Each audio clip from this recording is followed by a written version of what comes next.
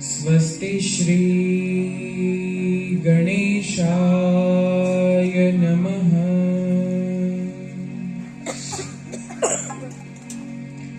श्री सरस्वत्यै नमः। श्री गुरुभ्यो नमः।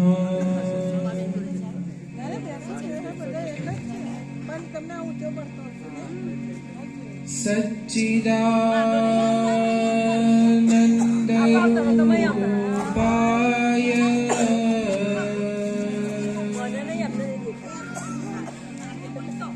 विश्वोत्पत्त्यादिहेतवे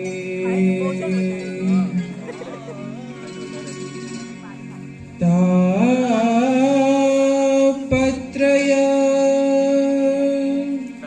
विनाशाय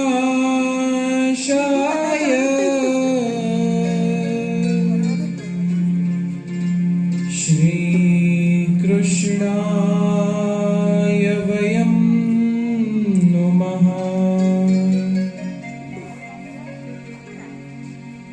वंशी विभूषितकरा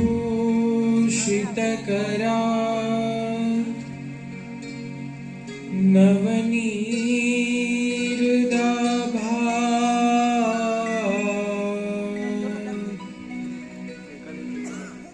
पीताम्बरा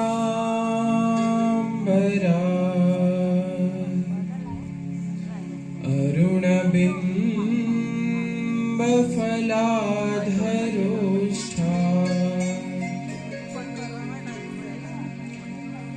पूर्णेन्दुसुन्दरमुखा अरविन्दनेत्रा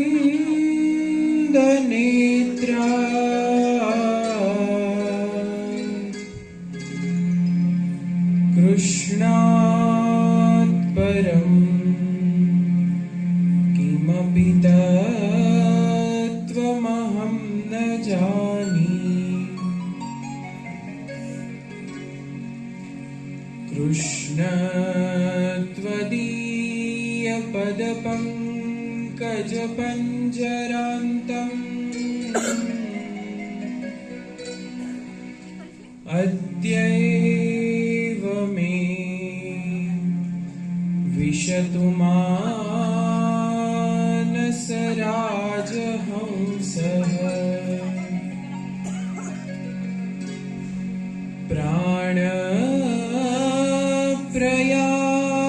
प्राणप्रयाणसमये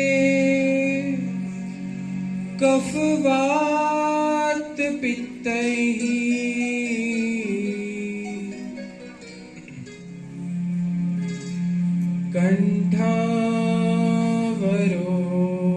कण्ठावरोधनविधौ स्मरणं कुतस्ते।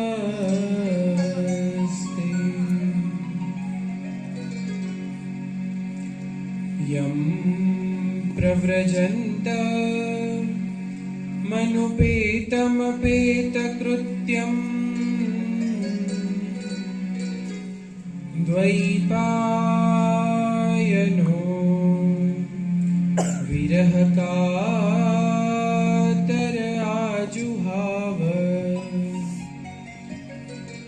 पुत्रेति तन्मयतया तर्वोऽभिनेदु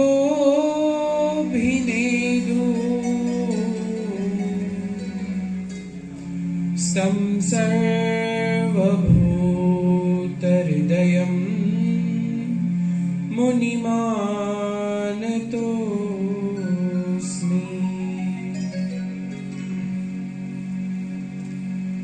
बोलिए श्री द्वारिकाधीश की जय। श्री बालकृष्ण लाल की जय। श्री गोवर्धननाथ की जय। श्री श्याम सुंदर श्री यमुने महारानी की जय।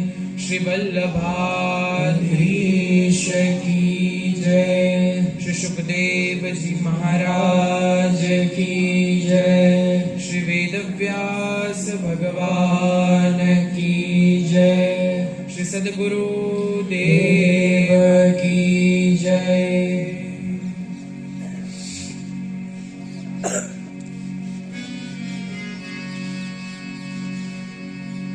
हरे कृष्ण कृष्ण कृष्ण हरे हरे, हरे राम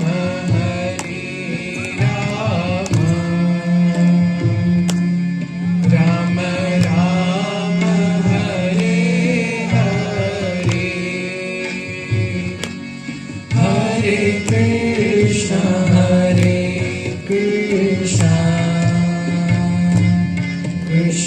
कृष्ण हरे हरे,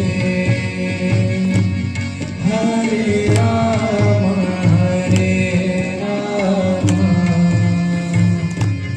राम राम हरे हरे, हरे कृष्ण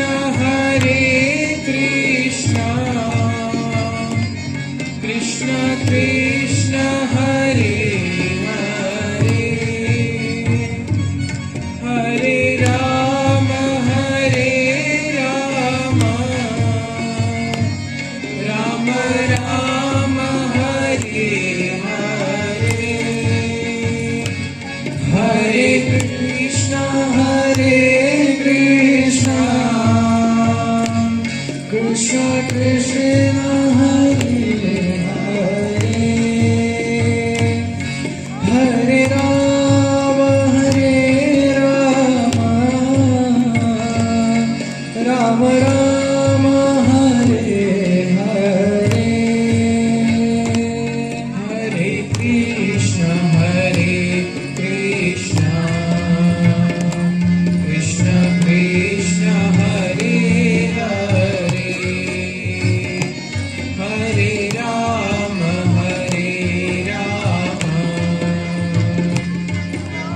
राम हरे हरे, हरे कृष्ण कृष्ण कृष्ण हरे हरे, हरे राम राम राम हरे हरे।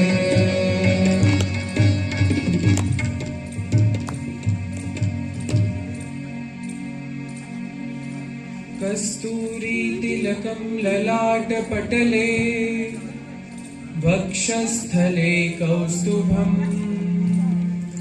नासाग्रे वरमुक्तिकं करतले, वेणुकरे कङ्कणम्, सर्वाङ्गे हरिचन्दनं सुललितम्, कण्ठे च मुक्तावली, गोपस्त्री परिवेष्टितो विजयते, गोपाल चूडामणिम्,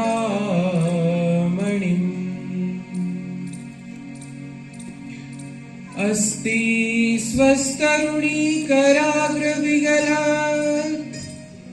कल्पप्रसूनाप्लुतम्,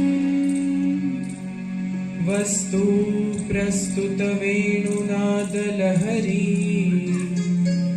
निर्वाण निर्व्याकुलम्, स्रस्तनिबद्धनि विविलसत्, गोपीसहस्रावृतम्, हस्तन्यस्तनतापवर्गमखिलो, दारम् किशोराकृतिः। बोलिए श्री वृंदावन बिहारी लाल की जय। श्री राजा रणछोड़ की जय। આવો આજની કથાની શરૂઆતમાં આપણે સૌ સાથે મળીને ગોવિંદ દામોદર સ્તોત્રનો પાઠ કરીએ.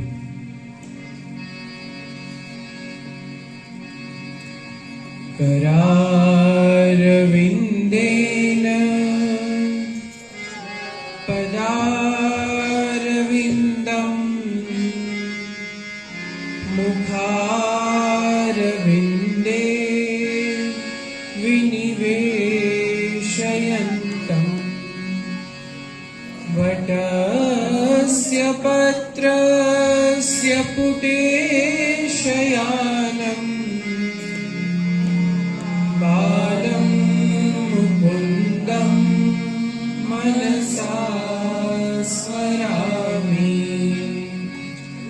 श्रीकृष्ण गोविन्द हरे मुरारे, हे नाथ नारायण वासुदेव, जिह्वे पिबस्वामृतमेतदेव. गोविन्द दामोदर माधवेति, विक्रेतु कामा किल गोपकन्या, मुरारिपादार्पितचित्तवृत्ति, दत्यादिकं मोहवशादमोच. गोविन्द दामोदर गृहे गृहे गोपवधू कदम्बा, सर्वे मिलित्वा समवाप्ययोगम्. पुण्यानि नामानि पठन्ति नित्यम्. गोविन्द दामोदर माधवेति, सुखं शयाना निलये निजेति, नामानि विष्णो प्रवदन्ति मर्त्या. ते निश्चितं तन्मयतां व्रजन्ति.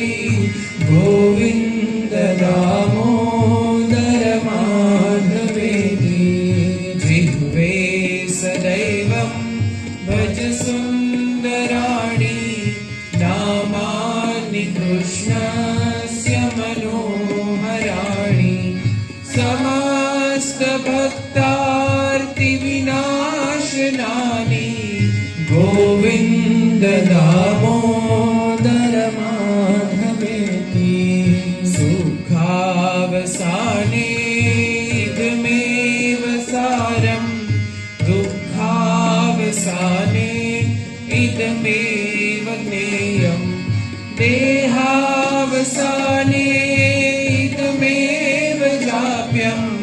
गोविन्द दामोदर माधवेति, श्रीकृष्ण राधा वर गोकुलेश, गोपाल गोवर्धन नाथ विष्णु, जिह्वे पिबस्वामृतमेतदेव.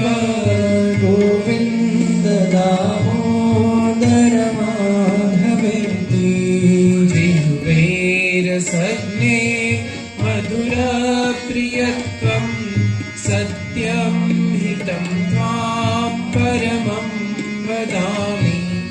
आवर्णयेता मधुराक्षराणि, गोविन्द दामोदर माधवेति.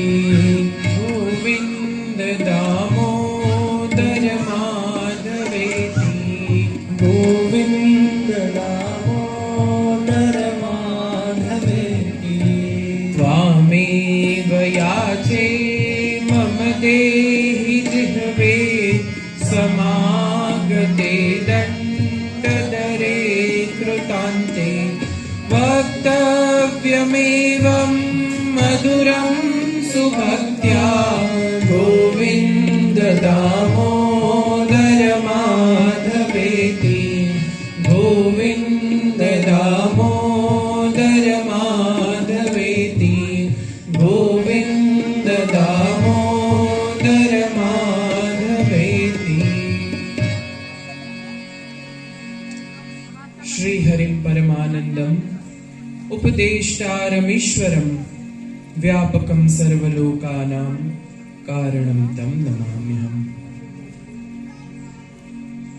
આજના સૌને અહીંથી વ્યાસપીઠથી આપ સૌના હૃદયમાં વિરાજમાન પરમ કૃપાળુ પરમેશ્વરને મારા કોટી કોટી દંડવટ તથા આપ સૌને મારા જય શ્રી કૃષ્ણ, જય સિયારામ।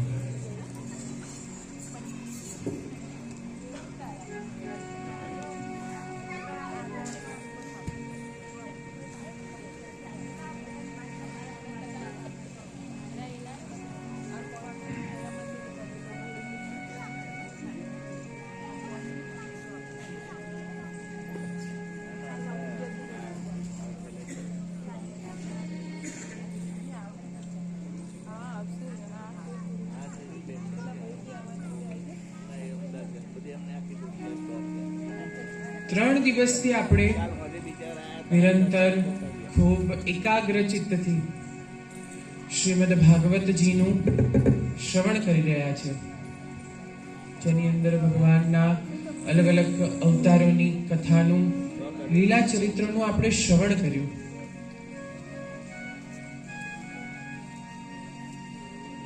અને આજે મધ્ય દિવસ છે આપણી કથાનો, ચતુર્થ દિવસ।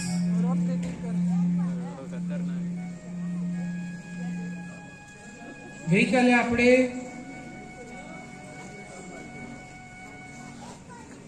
ધર્મ, અર્થ, કામ અને મોક્ષ જે ચાર પુરુષાર્થ છે, ચાર પદાર્થ છે,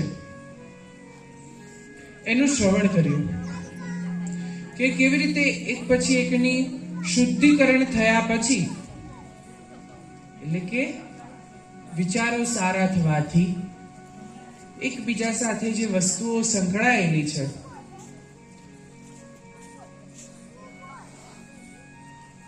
કેવી રીતે શુદ્ધતા તરફ લઈ જાય છે, આપણા વિચારોમાં પવિત્રતા આવે છે,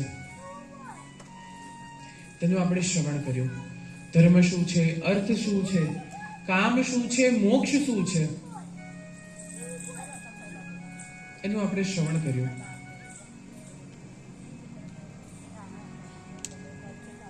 તો કે ધર્મ શું છે? ઈશ્વરને કેન્દ્રમાં રાખી દરેક ક્રિયાઓ કરવી, એનું નામ ધર્મ। અને ઈશ્વરથી વિમુખ થઈને આપણે જે કોઈ પણ ક્રિયા કરીએ છીએ તો કે તે અધર્મ છે। આપણે સાંભળ્યું કે જે કૃષ્ણ નામના કેન્દ્રમાંથી નીચે આવે છે એ ધારા છે, અને નીચેથી જે કૃષ્ણ નામના કેન્દ્ર તરફ ઉપરની તરફ જાય છે એ રાધા છે। રાધા અને ધારા। ત્યારબાદ અર્થ પ્રકરણ આપણે જોયું। ઈશ્વરને કેન્દ્રમાં રાખીને કરવામાં આવેલું કોઈ પણ કાર્ય, એ ચાહે કોઈ પણ વ્યવહાર હોય કે કોઈ પણ આર્થિક પ્રવૃત્તિ હોય, ઈશ્વરને સાથે રાખીને કરવામાં આવે તો આપણને એ વસ્તુ લેપાતી નથી। આપણે ઈશ્વરને એવું કહીએ કે હે પ્રભુ, આજથી તમે મારા, એટલે એમની બધી જવાબદારી આપણી આવે। એમને કઈ કઈ વસ્તુ જોઈએ છે, કયા ટાઈમે શું એમને ઉપચાર કરવાનો છે, પણ આપણે ત્યારબાદ એવું કહીએ કે હે પ્રભુ, તમે મારા તો ખરી, પણ હું હવે તમારો। એટલે આપણી બધી જવાબદારી કોની થઈ જાય? ઈશ્વરની। અર્જુનનો રથ ભગવાને હંકાર્યો. જ્યારે મહાભારતનું યુદ્ધ શરૂઆત હતી, સંધિ પ્રસ્તાવ ને બધું જ થઈ ગયું. શકુનીએ દુર્યોધનને ખૂબ સમજાવ્યો કે તું કૃષ્ણ પાસે જાય ને તો વિચાર કરીને કશી વસ્તુ માંગજે. વિચાર કર્યા વગર નહીં માંગતો, કારણ કે કૃષ્ણ જે સાઈડ હશે ને એ કશું નહીં કરે ને તો પણ એ જીતશે.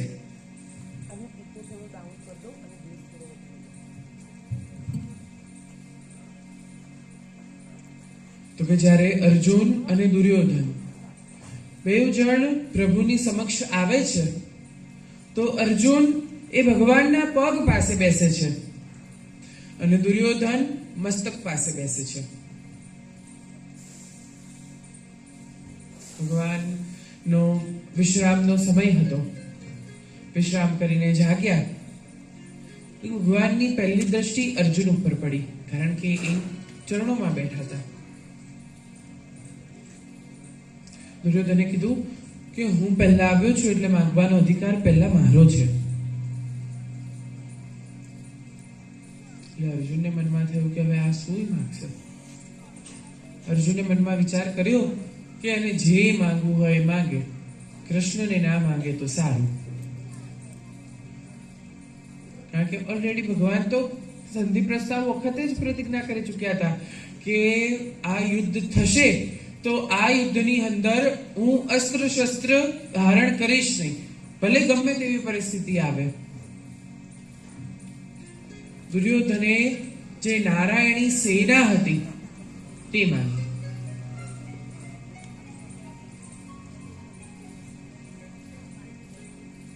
અને અર્જુને પછી ભગવાને પ્રશ્ન કર્યો, મેં તો બધું આપી દીધું, હવે તું શું કરવા માટે ઉભો છે?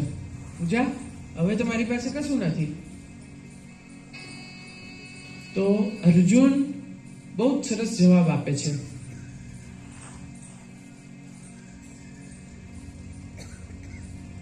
કે તત્ર શ્રીર વિજયો ભૂતિર ધ્રુવાનીતિર મતિર મમ.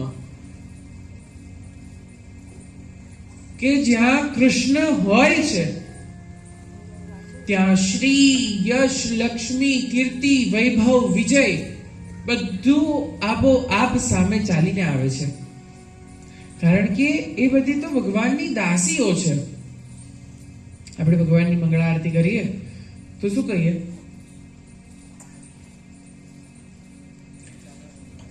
અષ્ટ સિદ્ધિયાંગણ ઉભી મુક્તિ રહી કર જોડ રે. અષ્ટ સિદ્ધિયાંગણ ઉભી મુક્તિ રહી કર જોડ રે. પ્રાણ જીવન પુરુષોત્તમ પ્યારા, પ્રાણ જીવન પુરુષોત્તમ પ્યારા. રાજ કરો રણ છોડ વસો મારા રુદિયામાં. રસ બીનારાય રણ છોડ વસો મારા રુદિયામાં. સુખ સાગર શ્રી રણ છોડ વસો મારા રુદિયામાં.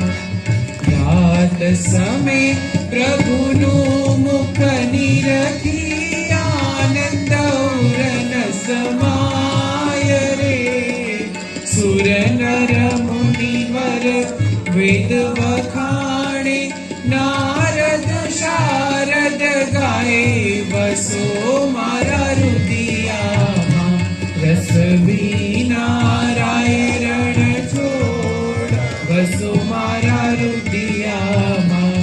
સુખ સાગર શ્રી રણ છોડ વસો મારા રુદિયામાં.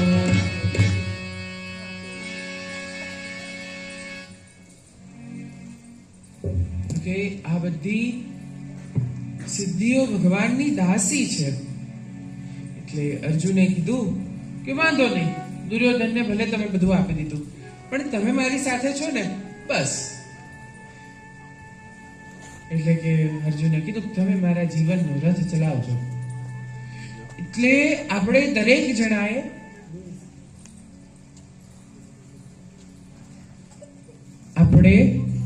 જણાએ આપણા જીવન રથના સારથી કોને બનાવવાના છે?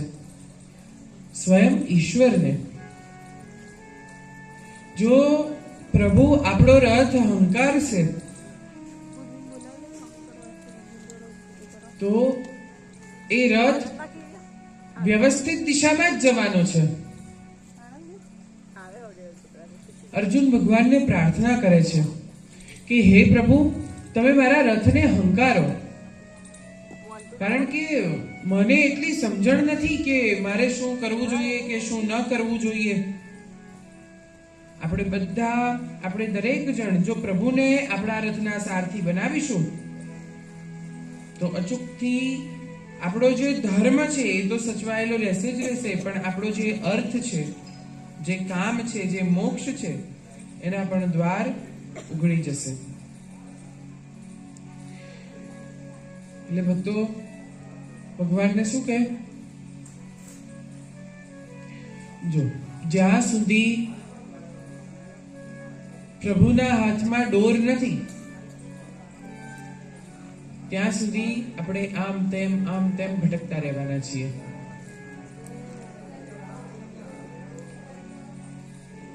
જ્યાં સુધી આપણામાં દૈન્ય ભાવ આવતો નથી ત્યાં સુધી ઈશ્વર સમક્ષ આપણે પહોંચી જ શકતા નથી. કારણ કે શ્રીમદ ભાગવતજી એવું કહે છે કે તમને ઈચ્છા થાય છે એટલે તમે દર્શન કરવા નથી જતા. માણસ તો ઘણી બધી ઈચ્છા કરે છે, તો શું દરેક ઈચ્છાઓ જીવની પૂરી થાય છે? પૂરી થાય છે? અભરખા તો રાજાઓના પણ રહી જાય છે.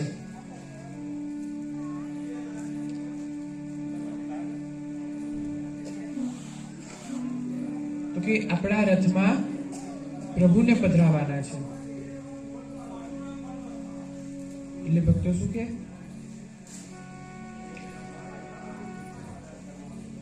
પ્રભુ તમે છો મારા જીવન રથના સારથી હો. પ્રભુ તમે છો મારા જીવન રથના સારથી હો. કૃષ્ણ તમે છો મારા જીવન રથના સારથી. તમે છો મારા જીવન રથના સારથી. જ્ઞાન ગીતા ઉપદેશી મુદને, જ્ઞાન ગીતા ઉપદેશી મુદને, જ્ઞાન ગીતા ઉપદેશી મુદને, જ્ઞાન ગીતા ઉપદેશી મુદને બનાવજો પરમારથી. મારા જીવન રથના સારથી હો. કૃષ્ણ તમે છો મારા જીવન રથના સારથી. કૃષ્ણ તમે છો મારા જીવન રથના સારથી.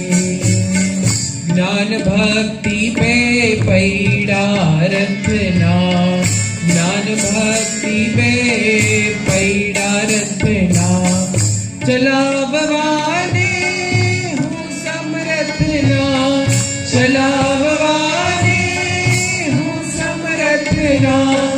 મનના ઘોડા ના દોડે, મનના ઘોડા ના દોડે, જ્યાં ત્યાં બેદરકારજી હો. મારા જીવન રથના સારથી. તમે છો મારા જીવન રથના સારથી. પ્રભુ તમે છો મારા જીવન રથના સારથી. કૃષ્ણ તમે છો મારા જીવન રથના સારથી. મારું તારું મનથી મોહ મોટો મારો તારો મનથી મોટો ભક્તિ કેરો પંથન ચૂકો ભક્તિ કેરો પંથન ચૂકો હૈયો મારું કદી ન વિસરે હૈયો મારું હૈયો મારું કદી ન વિસરે હૈયો મારું કદી ન વિસરે આ દુનિયા છે સ્વાર્થી હો મારા જીવન રથના સારથી કૃષ્ણ તમે છો મારા જીવન રથના સારથી પ્રભુ તમે છો મારા જીવન રથના સારથી ઓ કૃષ્ણ તમે છો મારા જીવન રથના સારથી ઓ પ્રભુ તમે છો મારા જીવન રથના સારથી જ્યાં લઈ જાઓ ત્યાં હું આવું જ્યાં લઈ જાઓ ત્યાં હું આવું આપ સંગાથે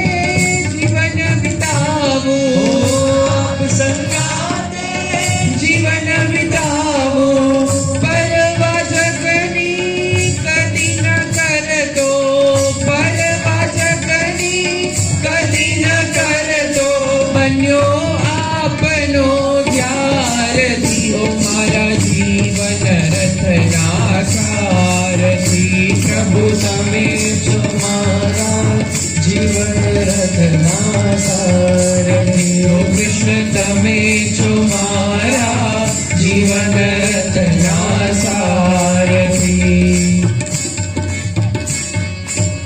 કર્મ કરું ફળ કદી ન માંગું કર્મ કરું ફળ કદી ન માંગું જગમાં રહી જગ મનથી ત્યાગું જગમાં રહી જગ મનથી ત્યાગું કણ કણમાં કરું દર્શન તારું કણ કણમાં કરું દર્શન તારું એવી દ્રષ્ટિ દે પ્યારથી હો મારા જીવન રથના સારથી કૃષ્ણ તમે છો મારા જીવન રથના સારથી ઓ પ્રભુ તમે છો મારા જીવન રથના સારથી જ્ઞાન ગીતા ઉપદેશી મુજને જ્ઞાન ગીતા ઉપદેશી મુજને બનાવજો પરમારથી ઓ મારા જીવન રથના સારથી તમે છો મારા જીવન રથના સારથી ઓ કૃષ્ણ તમે છો મારા જીવન રથના સારથી તમે છો મારા જીવન રથના સારથી તમે છો મારા જીવન રથના સારથી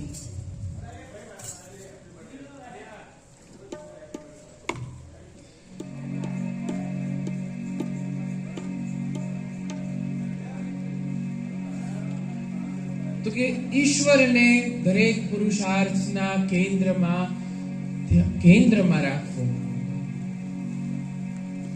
આ સંસાર કેવો છે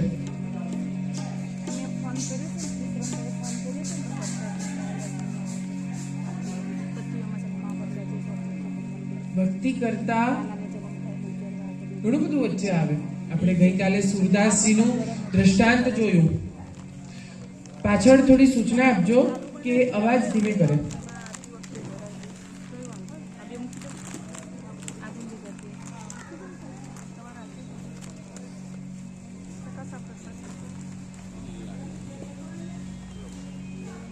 તો કે આ સમગ્ર ચરાચર સૃષ્ટિ એ ઈશ્વરની માયા છે અને માયા સમક્ષ જીવ જ્યારે જ્યારે આવે છે ત્યારે ત્યારે માયાના વમળમાં એ ફસાતો જાય છે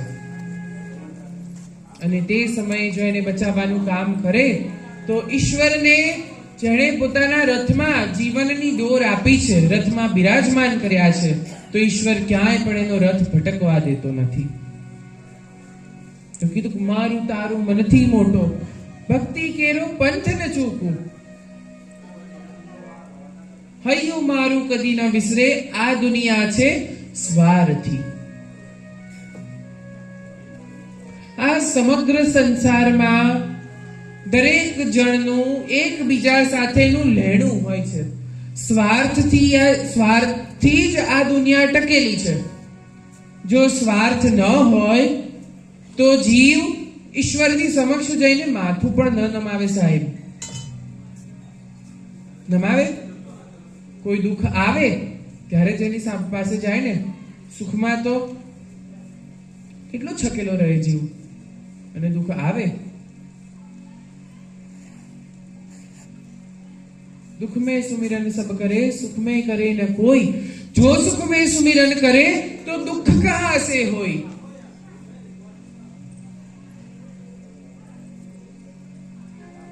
ઈશ્વરને દરેક ક્રિયાનું કેન્દ્ર રાખો. મનના ઘોડા જ્યારે દોડવા સમર્થ નથી થતા અને દરેક બાજુ બેદરકાર બેદરકાર બેદરકાર, ઈશ્વરને ત્યારે મનનો સારથી બનાવો. એ તમારો રથ ક્યાંય પણ આમ તેમ જવા નહીં દે. ગીતાજીમાં અર્જુનને ભગવાન શું કહે છે? કર્મણ્યેવાધિકારસ્તે મા ફલેષુ કદાચન મા કર્મ ફલ હેતુર્ભુ માતે સંગોત્સ્વ કર્મણિ.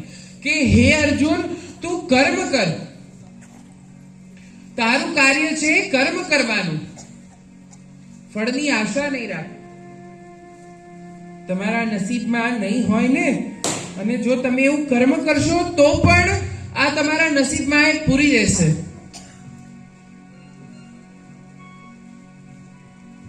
એમાં સુદામાજીનું દ્રષ્ટાંત કેટલું સર્વશ્રેષ્ઠ છે.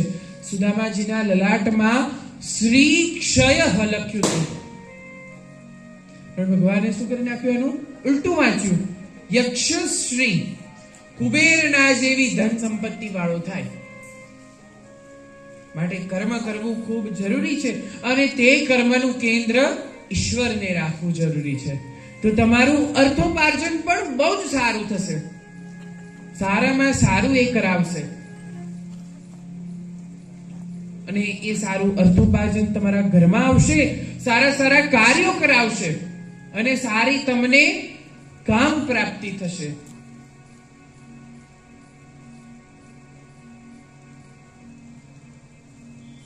ગર્ભાવસ્થા દરમિયાન માતાએ, એ કોણ હોય છે તે સમયે?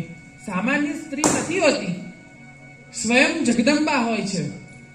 જગત જનનીનો અંશ ત્યારે એ સ્ત્રીમાં આવે છે, કારણ કે એ સમયે સ્ત્રીનું સ્વરૂપ કંઈક અલગ હોય છે.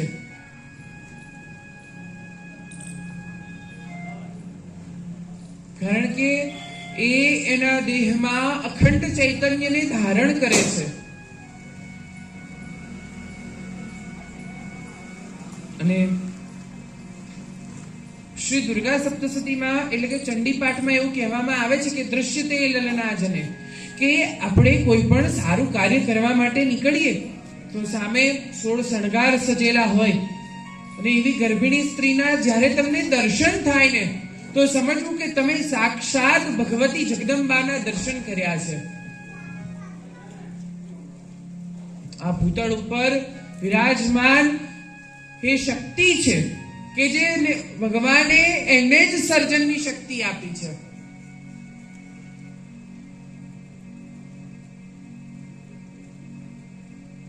કે જે સર્જન પણ કરે છે અને એની સામે જ એ વિસર્જન પણ જોવે છે. સાહેબ,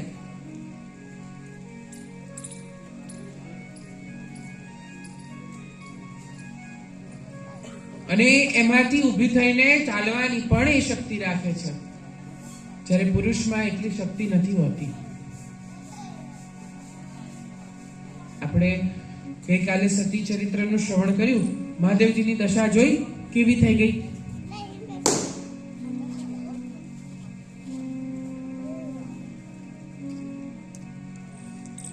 દેવી સતીએ પોતાનો દેહ ત્યાગ કર્યો, આકુળ વ્યાકુળ થઈ ગયા, કશું ભાન નહીં રહ્યું, એમાંથી જ આગળ વધી જ ન શક્યા. જ્યારે સ્ત્રી,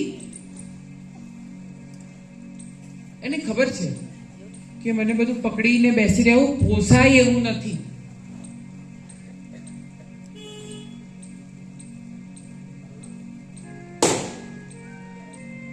માટે મારે આગળ વધવું જ પડશે. માટે સર્જનની શક્તિ ભગવાને સ્ત્રીઓને આપી છે.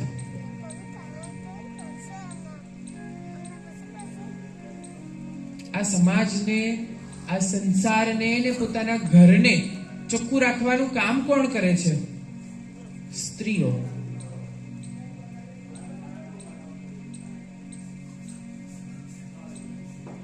સ્ત્રી છે ને એ ઘરને બગાડી પણ શકે અને સુધારી પણ શકે. ભગવાને એવી શક્તિ આપી છે, અદ્ભુત શક્તિ આપી છે. પણ એ શક્તિનો ઉપયોગ કેવી રીતે કરવો, એના માટે ઈશ્વરનું શરણું અત્યંત આવશ્યક છે. માટે કીધું ને કે સત્યમ પરમ ધીમહિ, સત્ય સ્વરૂપ પરમાત્માનું આજે આપણી કથામાં પ્રાગટ્ય થવાનું છે. અને આજનો સંયોગ જુઓ, એકાદશી છે.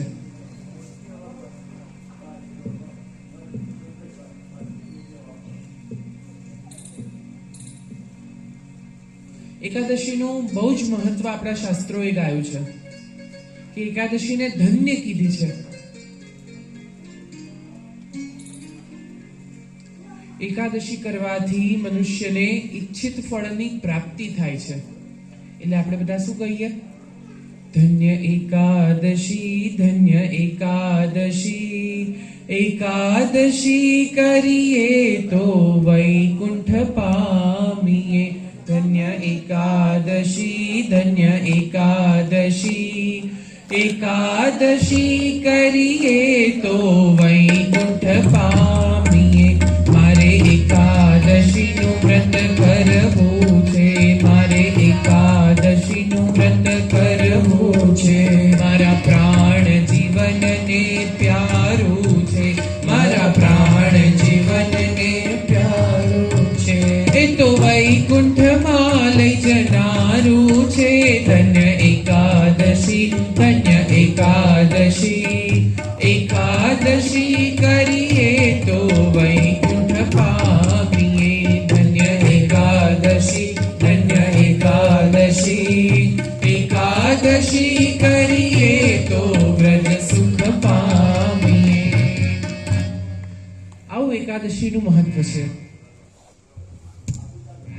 અને વિજ્ઞાનની દ્રષ્ટિએ જોવા જઈએ તો દર મહિનામાં કેટલા દિવસ આવે? 30 દિવસ. અને 30 દિવસની અંદર માણસ કેટલું ખાય?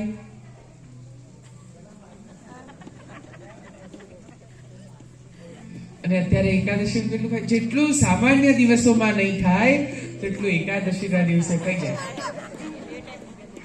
બરાબર ને? ફલાહારનો નિયમ છે કે તુલસી પત્ર ઉપર જેટલો ભોગ આપણે ભગવાનને ધરાવીએ છીએ એને કહેવાય ફલાહાર. પણ આપણે શું કરીએ? મોટું કેળનું પાન લઈએ ને કેળના પાન ઉપર કેટલું બધું આપણે સુંદર સુંદર મજાની સામગ્રી બનાવીને ઠાકોરજીને આરોગાવીએ, એના ઉપર એક તુલસીનું પાન પધરાવીએ અને પછી આખું કેળનું પાન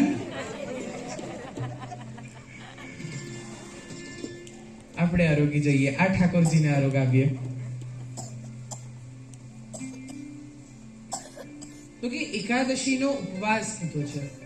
ઉપવાસનું શું મહત્વ છે? ઉપવાસ કરવાથી સર્વપ્રથમ વિજ્ઞાન અને આયુર્વેદની દ્રષ્ટિએ જોવા જઈએ તો આપણું બોડી, આપણું શરીર, આપણી જે જઠર છે એને એક દિવસ માટે આરામ મળે છે. આરામ આપવો ઘણો જરૂરી છે. ના મળે તો શું થાય? અપચો, ગેસ, કબજિયાત, એસિડિટી, વાયુ, ઝાડા, આવું બધું થાય. એટલા માટે ઋષિઓએ કેવી પરંપરા ગોઠવી છે કે દર 10 દિવસે 10 દિવસ પછી એક ઉપવાસ કરવાનો.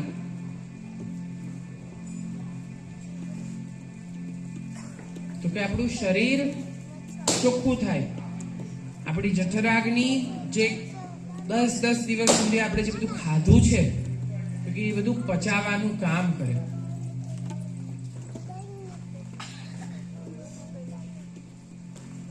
અને ઉપવાસનો અર્થ શું છે? ઉપનિષદમાં એવું કહેવામાં આવે છે કે ઉપ એટલે કે નજીક અને વાસ એટલે કે રહેવું. કોની નજીક રહેવું? ઈશ્વરની નજીક રહેવું. એનું નામ ઉપવાસ. અને ઉપવાસના દિવસે શું કરવું? તો કે હરિનું ચિંતન કરવું, મનન કરવું, જીભથી હરિનું નામ લેવું, કાનોથી હરિનામ શ્રવણ કરવું, આંખોથી હરિનું દર્શન કરવું. તો કે આ દરેક ઇન્દ્રિયનું ઉપવાસ સમયે કાર્ય છે. એટલા માટે તમને સારામાં સારા અર્થની અને કામની પ્રાપ્તિ થાય. તો કે આવું એકાદશીનું મહત્વ છે. એકાદશી એ તિથિઓમાં સર્વોત્તમ તિથિ છે. અને એકાદશીનું વ્રત આપણાથી ન થાય તો તે દિવસે ચોખા ક્યારેય ન ખાવા જોઈએ. ભાત ખીચડી આપણે નહીં ખાવાના એકાદશીને દિવસે. કેમ નહીં ખાવાના? તો કે એકાદશીના દિવસે સમગ્ર પાપ એ ચોખામાં આવીને વસે છે. માટે એકાદશીના દિવસે ક્યારેય પણ ચોખા નહીં જમવા જોઈએ. અને એકાદશીનું વ્રત એક જ દિવસનું હોય છે. ત્રિદિન સાધ્ય એટલે કે 3 દિવસનું એકાદશીનું વ્રત હોય છે. દશમીને દિવસે એક ટાઈમ જમવું, એટલે કે બપોરે તમારે હવિષ્યાન્ન એટલે કે બપોરે દાળ ભાત શાક રોટલી, બીજું જે તમારી ઈચ્છા હોય તે એક ટાઈમ બપોરે જમવું. પછી બપોર પછી કશું જમવું નહીં. એકાદશીનું વ્રત સવારે ધારણ કરવું અને દ્વાદશીના દિવસે એટલે કે 12ના દિવસે બપોરે 8 વાગ્યા સુધી એના પારણા કરવા. એટલે કે જ્યાં સુધી એનો સમય હોય, 12ની તિથિ જ્યાં સુધી પહોંચતી હોય, સૂર્યનારાયણ 12ની તિથિને સ્પર્શ કરે, જાગીએ આપણે, સ્નાનાદિ ક્રિયા આપણે પરવારીએ, ભગવાનની નિત્ય સેવા અર્ચના કરીએ, પછી એકાદશીના પારણા કરવાનું વિધાન છે. નહીં તો એ એકાદશીનું પારણા કરવામાં જો આપણને મોડું થાય તો એ પુણ્ય પણ દેવ લઈ જાય. આવું ત્રિદિન સાધ્ય એકાદશીના વ્રતનો નિયમ બતાવવામાં આવેલો છે. માટે 11 એ એક દિવસની નહીં પણ 3 દિવસનું વ્રત છે કે જેથી કરીને આ જીવ થોડાક સમય માટે પણ ઈશ્વરની નિકટ આવે છે. નહીતર એ સઘળા કામોમાં ફસાયેલો જ રહે છે. માણસ જાગે ત્યારથી કામે ભાગે, ઉઠતા વેત કામ. તો હરિનું નામ ક્યારે? એટલે ધર્મ, અર્થ, કામ અને મોક્ષ તમારા 3 સુધરી ગયા તો મોક્ષ ઓટોમેટિક સુધરી ગયો. કારણ કે સારા કામની તમને પ્રાપ્તિ થઈ ગઈ તો પછી બીજું બાકી શું રહે? ભગવાનને તમે કેન્દ્રમાં રાખીને સારા સત્કર્મ કર્યા, સત્કર્મ થકી તમને સારું અર્થોપાર્જન થયું, અર્થોપાર્જન થકી તમને સારી કામ પ્રાપ્તિ થઈ, અને કામ પ્રાપ્તિ સારી થાય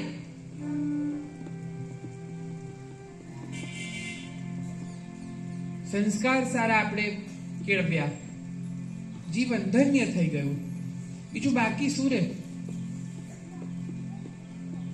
અને આપણને એટલી પ્રતીતિ થઈ જાય કે હવે મારું ઉદ્દેશ્ય મોક્ષનું છે. આ કોણ મારું ને કોણ તારું? આ જીવે આ પાટિયું ધારણ કર્યું છે. બાકી જીવનો ખરો સંબંધી તો એક પ્રભુ જ છે. કે વૈષ્ણવો ભગવાનને શું કે સાચા સગા છો શ્રીનાથજી સોહાગી મારે, સાચા સગા છો શ્રીનાથજી, સાચા સગા છો શ્રીનાથજી સોહાગી મારે, સાચા સગા છો શ્રીનાથજી.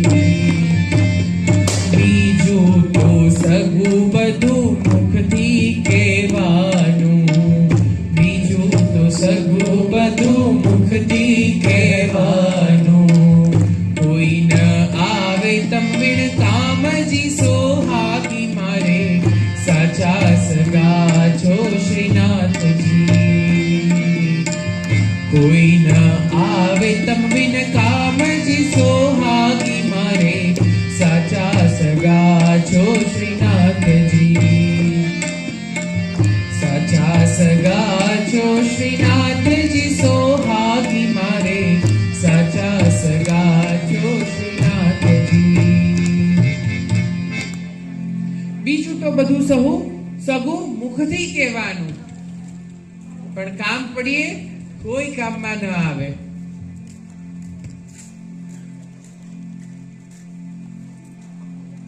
આવે કોઈ ના આવે. એટલે ભગવાનને સત્ય કીધા છે અને એ જ આપણો મોક્ષ છે. અને ગંગા સતી પાનબાઈને ઉપદેશ કરે છે.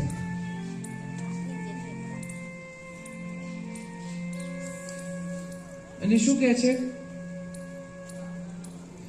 ચિત્તની વૃત્તિ સદા નિર્મળ રાખેને, કોઈની કરે નહીં આશરે.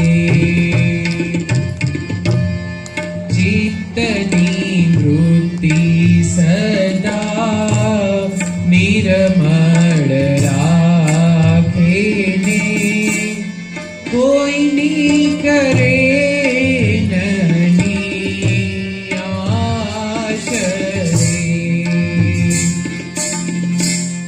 દાન દેવે પણ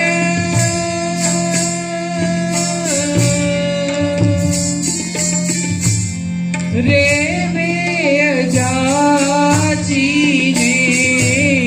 દાન દેવે પણ રેવે અજાચીને, વચનું મારા વિશ્વાસ રે. મેરું તો ડગે પડનેના, મનડા ડગે નહીં પાનબાઈ, મરને ભાગી પડે બ્રહ્માંડ રે. વિપદ પડે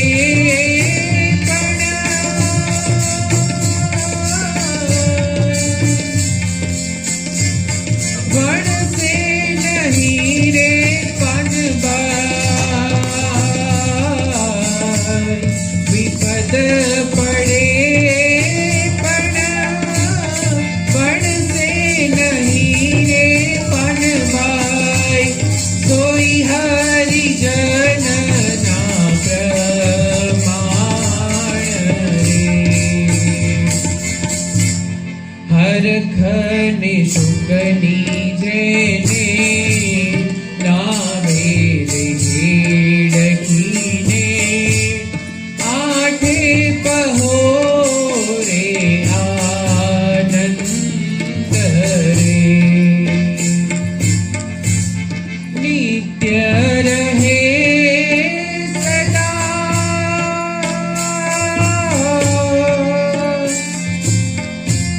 સંતોષ સંગ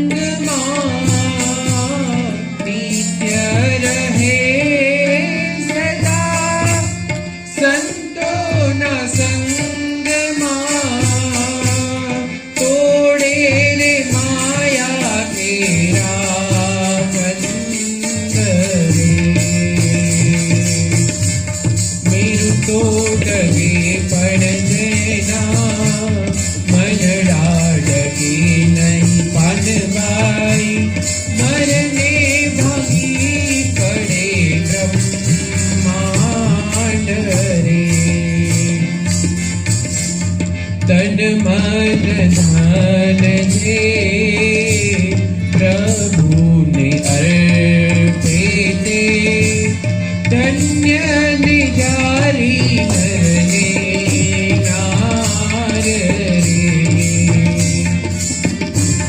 तन मन धन जे प्रभुने अर्पे ते धन्य जाति नरने नार रे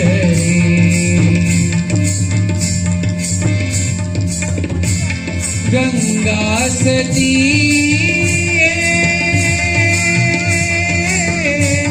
बोलिया रे कान बाई गंगा सती बोलिया रे कान बाई प्रभु पधारे ने द्वार रे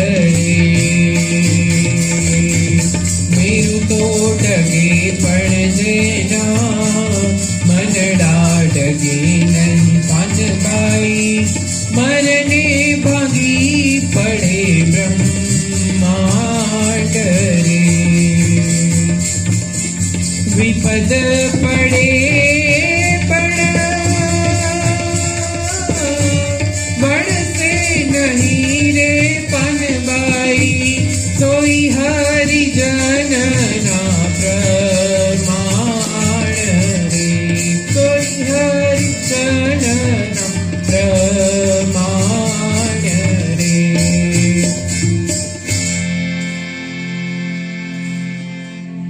ગમે તેવી પરિસ્થિતિ આવે પણ વિચારોની બદલી ન થાય સત્યનો સાથ ન છોડે હરખને શોકની જેને હેડકી નથી આવતી એને ઘેર પ્રભુ પધારે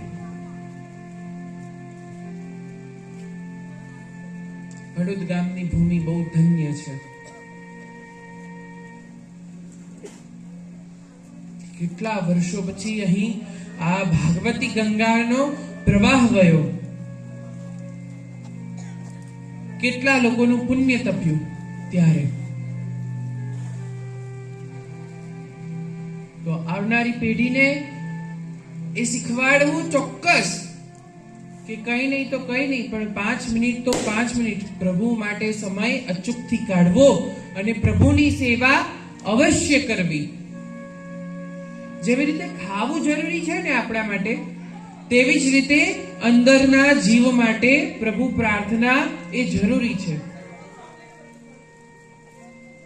જીવનું બળ એ પ્રાર્થના છે અને શરીરનું બળ એ ખોરાક છે ખોરાક ન મળે તો શરીર કૃશ થઈ જાય સુકાઈ જાય ઢીલું થઈ જાય અશક્તિ આવે એવી જ રીતે મન પણ જ્યારે ઢીલું પડે છે તો કે ત્યારે પ્રાર્થનાઓ એને કામ આવે છે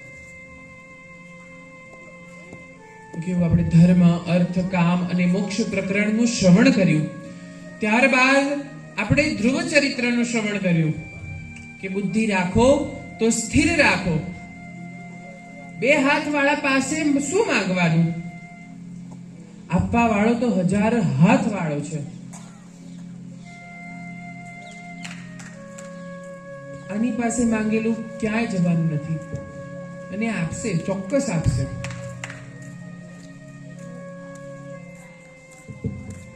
માટે આશા અપેક્ષાઓ ઈશ્વર પાસે રાખો અને પોતાના પુરુષાર્થમાં રાખો પુરુષાર્થ કરશો તો અવશ્યથી તમારી પાસે જે નહીં હોય ને એને પણ આવવું જ પડશે તમારું કામનું વાવાઝોડું એટલું મજબૂત બનાવો પુરુષાર્થ એટલો મજબૂત બનાવો તો પ્રભુ અવશ્ય પધારે ત્યારબાદ આપણે ઋષભદેવજીના ચરિત્રનું શ્રવણ કર્યું ભાગવતી મુક્તિ અને કૈવલ્ય મુક્તિનું આપણે શ્રવણ કર્યું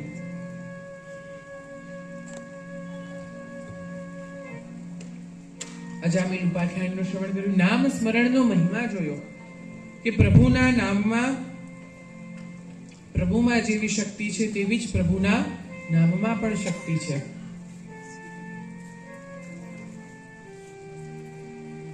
વૃત્રાસુરનું ચરિત્ર જોયું. વૃત્રાસુર કોણ હતો? ચિત્રકેતુ નામનો રાજા હતો કે જેને પોતાની સિદ્ધિઓનું અભિમાન હતું. અભિમાનને પરવશ થઈ અને દુષ્ટતા કરી અને દુષ્ટતા થકી એ અસુરીઓનીમાં આવ્યો. અને અસુરીઓનીનું જ્યારે એને શ્રાપ મળ્યો ત્યારે એને શું માંગ્યું હશે? કીધું કે ભલે મારે અસુરીઓનીમાં જવું પડે, પણ હે માં, મને એક વરદાન આપતું કે મારો વધ, ઉદ્ધાર એ સ્વયં ભગવાનના હાથે થાય. જુઓ, તમે દેવી ભાગવતમાં જશો ને તો ત્યાં દેવીએ સમગ્ર અસુરોનો સંહાર કર્યો છે, વધ કર્યો છે. અને અહીં શ્રીમદ ભાગવત પુરાણ અનુસાર જોશો તો અહીં સર્વ અસુરોનો પ્રભુએ ઉદ્ધાર કર્યો છે. એક એકને પકડીને પોતાની પાસે બોલાવ્યા છે.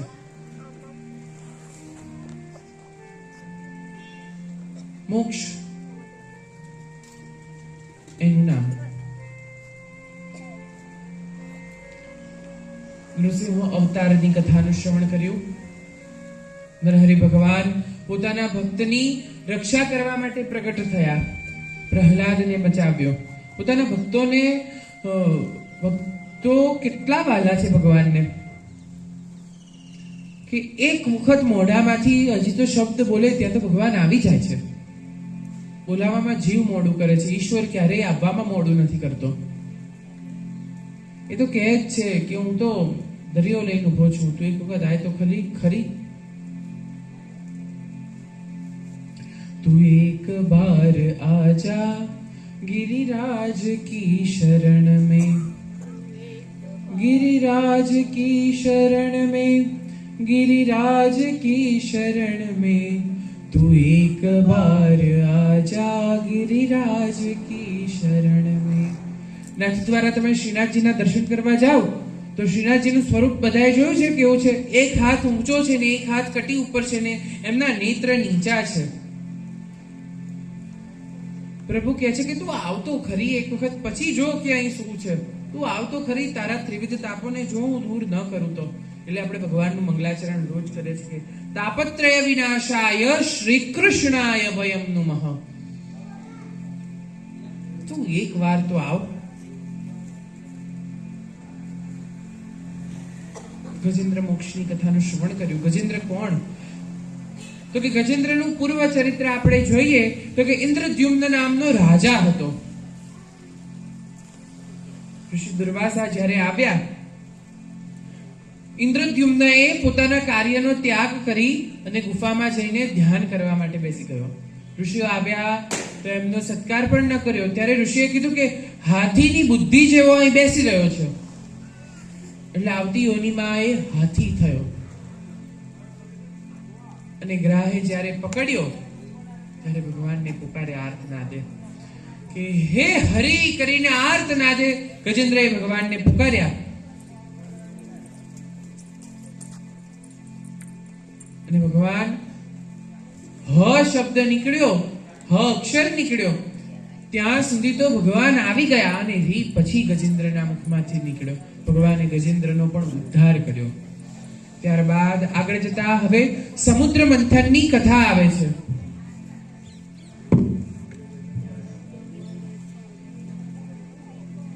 સમુદ્ર મંથન એ આપણા મંથનની, જીવના મંથનની કથા છે કે જ્યારે દેવોને દુઃખ સાંપડ્યું તો કે એ લોકો સ્વયં બ્રહ્માજી પાસે ગયા કે હવે આનો ઉપાય શું છે.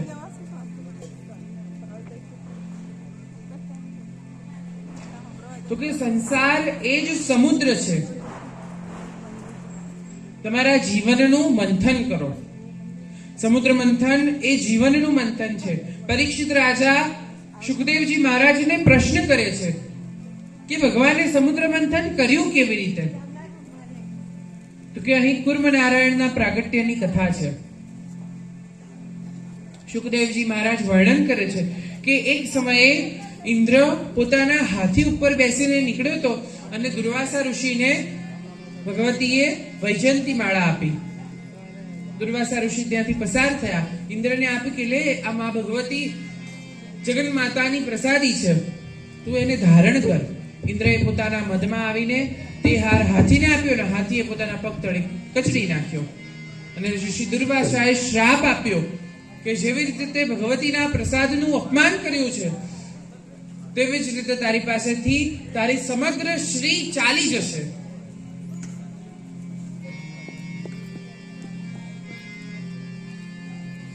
લક્ષ્મી દેવી સમુદ્રમાં આવી ગયા. એટલે લક્ષ્મી દેવીને શું કહેવાય? ક્ષીર કન્યા આપણે કહીએ છીએ. આપણે સુપ્રભાતમ કહીએ તો કર્ણાટકમાં કેવી પરંપરા છે? કર્ણાટકમાં રોજ સવારે એકદમ મંગલ મંગલ નામોથી ભગવાનનું સ્મરણ કરવામાં આવે. લક્ષ્મી દેવીનું કેવી રીતે સ્મરણ કરે લોકો? શ્રી લક્ષ્મી શ્રી મહાલક્ષ્મી ક્ષીર સાગર કન્યકા. લક્ષ્મી દેવી કોની કન્યા છે? ક્ષીર સાગરની. પ્રભુની પ્રાર્થના, ઉત્તિષ્ઠોત્તિષ્ઠ ગોવિંદ ઉત્તિષ્ઠ ગરુડધ્વજ ઉત્તિષ્ઠ કમલાકાંત ત્રૈલોક્યમ મંગળમ કુરુ.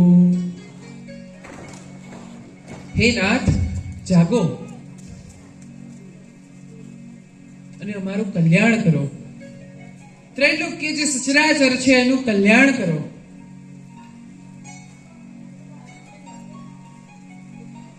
ભગવાન બ્રહ્માજી પાસે સૌ દેવો આવ્યા છે, સમાધાન પૂછ્યું છે કે શું સમાધાન છે?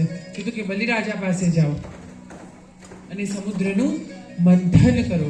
સમુદ્ર મંથન કરવાથી જે ગયેલી તમારી શ્રી છે એ પાછી આવશે. સમુદ્ર મંથનનો અર્થ શું છે? આપણા દરેકના જીવનનું વિચારોનું મંથન કરવું કે આ પરિસ્થિતિ આવી છે તો કેવી રીતે ઉત્પન્ન થઈ છે અને પરિસ્થિતિથી છુટકારો કેવી રીતે મેળવશે. આપણો સવાલ હોય છે તે સવાલની અંદર જ આપણું સમાધાન છુપાયેલું હોય છે. તમે ઉપનિષદો જુઓ, આપણા શાસ્ત્રો જુઓ, દરેક જગ્યાએ ઋષિઓને શિષ્યોએ પ્રશ્ન કર્યા છે. પ્રશ્ન થકી જ્ઞાનની ગંગોત્રી વહે છે. અને એ પ્રશ્ન કેવા હોય છે? તમને ને મને, આપણને સૌ કોઈને પાવન કરનારા હોય છે. તો કે સંસાર સમુદ્રનું મંથન કરી જ્ઞાનરૂપી અને ભક્તિરૂપી અમૃત મેળવવાનું છે. જે જ્ઞાન અને ભક્તિરૂપી અમૃતનું પાન કરે છે તે અમર બને છે અને સંસારથી વિમુક્ત થાય છે. સંસારમાં વ્યવહાર કેવી રીતે કરવો એ એને આવડે છે, નહીતર ખેંચાઈ જાય.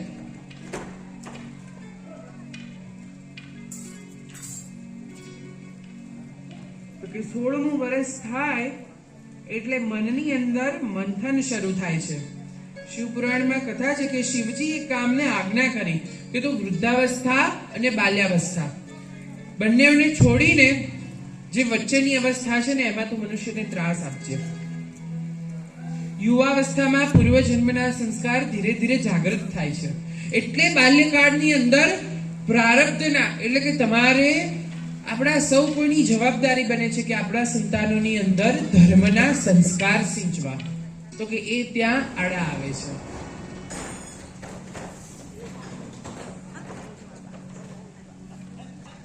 એ એનું કામ કરે છે, આપણે આપણું કામ કરવાનું. એને એવું થાય ને કે લાવો ભાઈ અમે સાંભળવા જઈએ. એટલે 3 દિવસ શાંતિ રાખી, 2 દિવસ વચ્ચેના.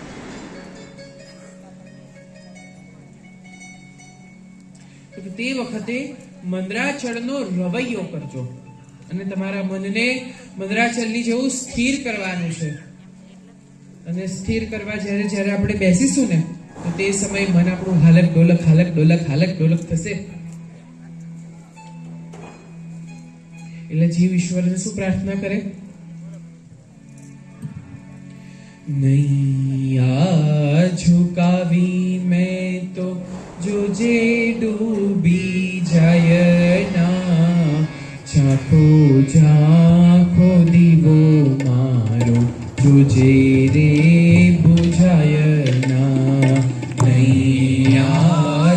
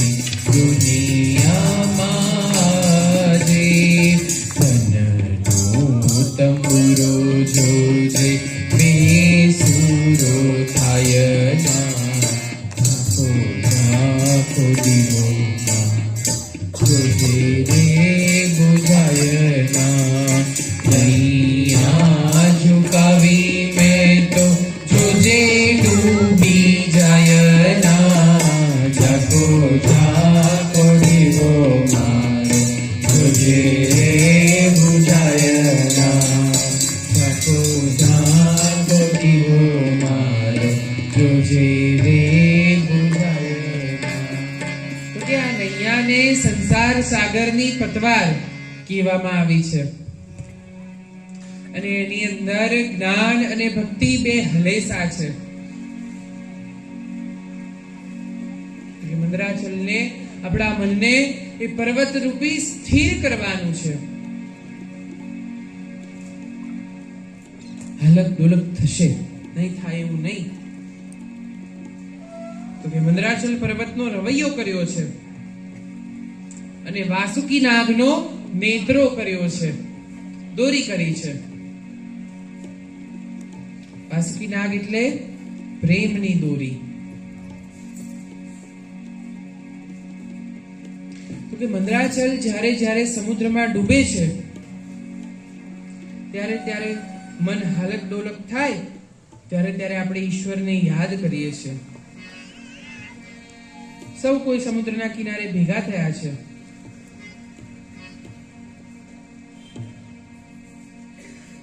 મંદરાચલનો રવૈયો કર્યો, વાસુકી નાગનો નેત્રો કર્યો, પણ એ સ્થિર નથી રહેતો. અને સમુદ્ર મંથન થાય ત્યારે એનો નિર્ણય કોણ કરે? તો કે બ્રહ્માજી એ મંદરાચલ પર્વતની ઉપર બેઠા છે અને મંદરાચલ પર્વત પાણીમાં ધસતો ગયો. તો ત્યારે ભગવાન કુર્મ નારાયણ પ્રગટ થયા.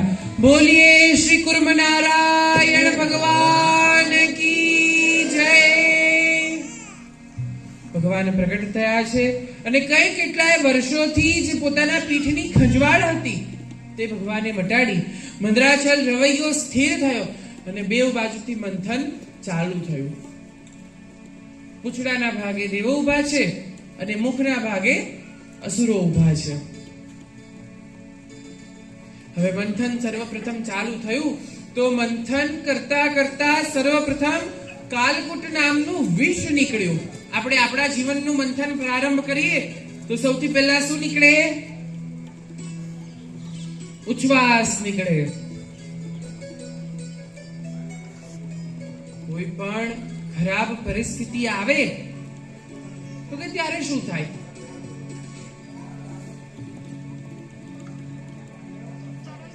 સમુદ્ર મંથન દેવો અને અસુરોએ પ્રારંભ કર્યું. કાલકૂટ નામનું વિષ નીકળ્યું. હવે વિષ લે કોણ? જે વિષને સહન કરે એ આ સંસારમાં પૂજાય.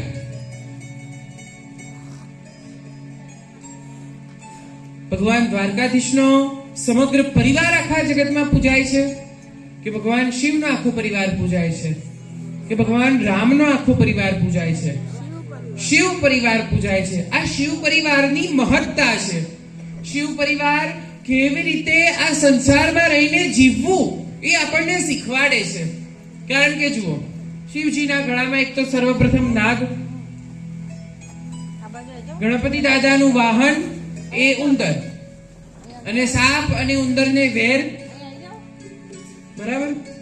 પછી સામે ઘંટ ઉપર ગરુડ ભગવાન બેઠા છે, ગરુડજી અને સાપને વેર. કાર્તિકેય ભગવાન છે, એમનું વાહન મોર, મોર અને સાપને બને નહીં. મહાદેવજીનું વાહન નંદી અને માતાજીનું વાહન વાઘ ને સિંહ. વાઘ ને સિંહ ને નંદીને ન બને. કોઈને પણ એકબીજા સાથે બને નહીં.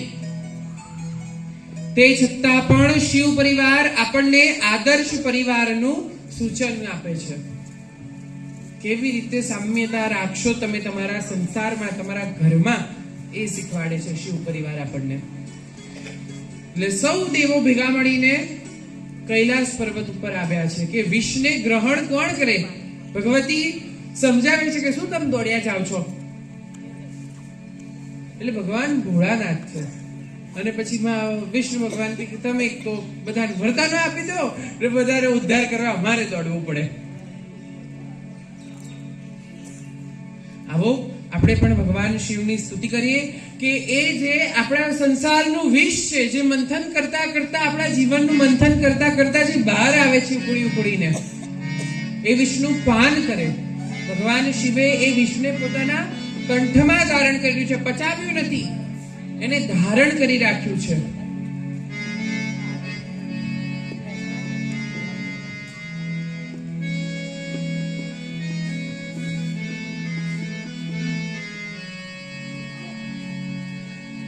તમે ભક્તોના દુઃખ હરનારા, શુભ સૌનું સદા કરનારા. તમે ભક્તોના હરનારા, શુભ સૌનું સદા કરનારા. મારી મંદમતી તારી અકળ ગતિ કષ્ટ કાપો, દયા કરી દર્શન શિવ આપો. શંભુ શરણે પડી માંગું ઘડી રે ઘડી કષ્ટ કાપો, દયા કરી દર્શન શિવ આપો. અંગે ભસ્મ સ્મશાનની ચોળી, સંગે રાખો સદા ભૂત ટોળી. અંગે ભસ્મ ચોળી, સંગે રાખો સદા ભૂત ટોળી. ભારે ચંદ્ર ધર્યો કંઠે, વિષ ધર્યું અમૃત